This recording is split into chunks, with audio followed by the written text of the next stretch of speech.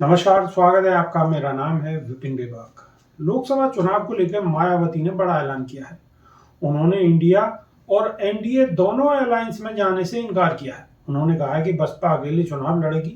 उन्होंने कहा है कि अलायंस में वोट ट्रांसफर नहीं होता। हमारी पार्टी लोकसभा के चुनाव अकेले ही लड़ेगी।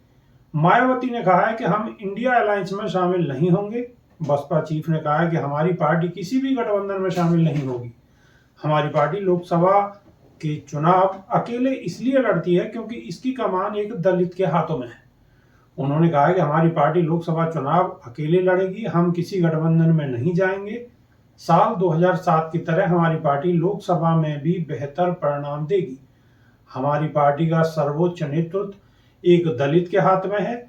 गठबंधन करने पर हमारा वोट तो उन्हें मिल जाता है, मगर उनका वोट, खासकर सवर्ण वोट, हमें नहीं मिलता। मायावती ने कहा कि गठबंधन में चुनाव लड़ने से बसपा को नुकसान होता है। देश की अधिकांश पार्टियां बसपा के साथ मिलकर चुनाव लड़ना चाहती हैं। मायावती यह संभावना भी जता रही हैं कि ईवीएम का सिस्टम कभी भी खत्म हो सकता है। बसपा चीफ ने कहा कि अगर मेरी पार्टी के कार्यकर्ता लोकसभा चुनाव में अच्छे नतीजे लाते हैं तो यही मेरे लिए गिफ्ट होगा। दरअसल बीते दिनों के दौरान मायावती के इंडिया गठबंधन में शामिल होने की अटकलें तेज हो गई थी।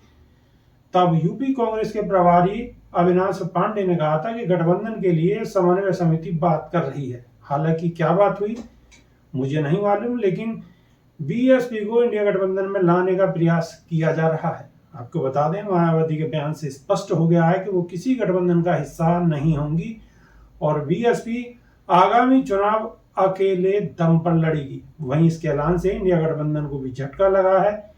कई नेताओं को मायावती के साथ आने की उम्मीद थी। अभी के लिए सिर्फ इतना है। नमस्कार।